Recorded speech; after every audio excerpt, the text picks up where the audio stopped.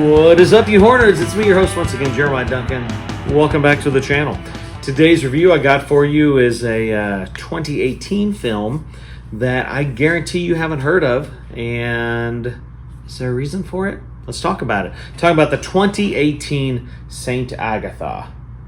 So this is actually rated TVMA and runs for an hour and 43 minutes. Now, if you have not heard of this, no big surprise, but let's talk about it. So, from the director of Saw 2, 3, and 4, by the way, Atone for Your Sins, a horror film with brains and atmosphere is what it says. All right.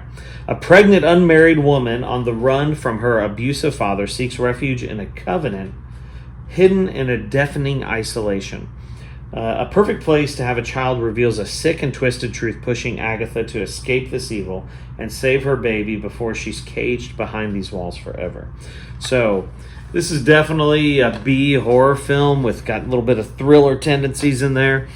And it was directed, like I said, by Darren Lynn Bousman, who, of course, did Repo, The Genetic Opera, Saw 2, as well as many other things. This is after all those, so I think it's kind of... I don't know if the directing's not bad. Yeah, I will say that. The cinematography's not bad.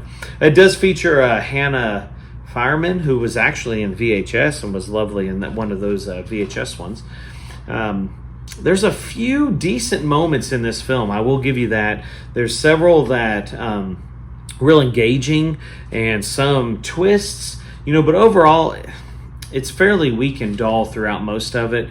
The peaks and valleys in there, the valleys are pretty low, the peaks are pretty mid, to be honest. But there are some tense moments, and there's actually a couple moments where I was just like, yeah, that's nasty. And for that to happen is a big deal for me, because that usually makes me jack the score way up, because those moments are just like, okay, this is a legit horror film. So, without giving it away, you probably aren't going to watch this movie, I'll be honest with you. But there was one where this girl was eating at a table, and of course they're all pregnant, and she gets sick and throws up. And she was like, "Can I be excused?" She said, "Well, you can when you finish your dinner." She said, "Well, there's nothing on my plate." She said, "That's right, because you vomited it all up, so it looks like you still haven't ate your supper." So she had to eat her vomit. And that was a little tough for me to see. That wanted to make me vomit because it was disgusting. But kudos to them on that part of the story, because that was great.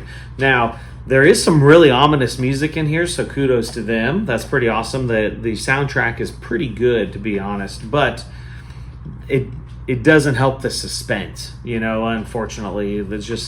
I think it's probably lack of a good story. Now, it's not the worst thing I've ever seen in the world, but if you like witchy nuns and you like seeing pregnant people sent to exile, I don't know, then check it out. I'm only giving this a 4 out of 10, St. Agatha. If you've seen it, comment below. I'd love to hear your thoughts. Like, subscribe, hit the death bell for notifications. Stick around. I got more coming.